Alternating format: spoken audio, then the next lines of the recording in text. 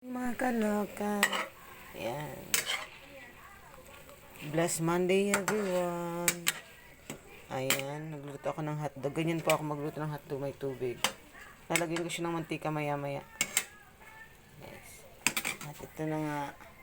Papainin na ako ng kanin. Shadang. Ayan, guys. Ayan, lapit na siya. Good morning.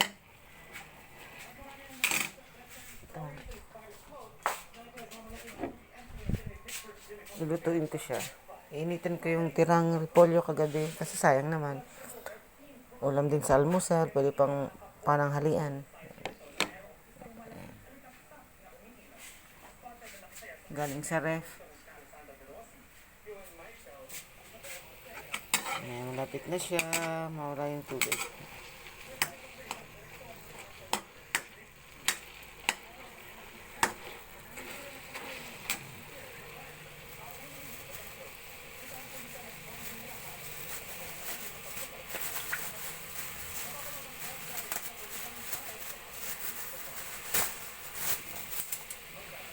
Ganyan po, malapit na mawala yung tubig.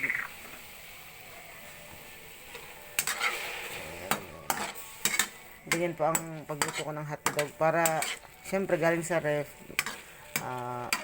frozen, yan, para pati yung sa loob maluto. Pag may kunting tubig. Lagyan na po natin ng mantika. Yan. Ganyan. Ganyan lang siya.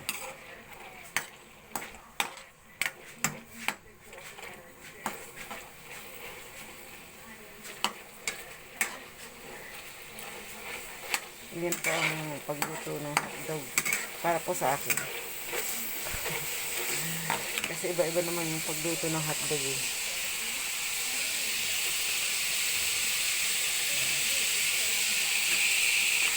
Mas maganda po kasi yung dinalagyan ng tubig. Kasi yung pati sa loob naluluto. Pero pag rekta mo sa mantika ay hindi po maganda yung pagluto ng hotdog. Sa loob po eh hindi pa yan luto. Pero pag may tubig maganda siya. Tingnan nyo.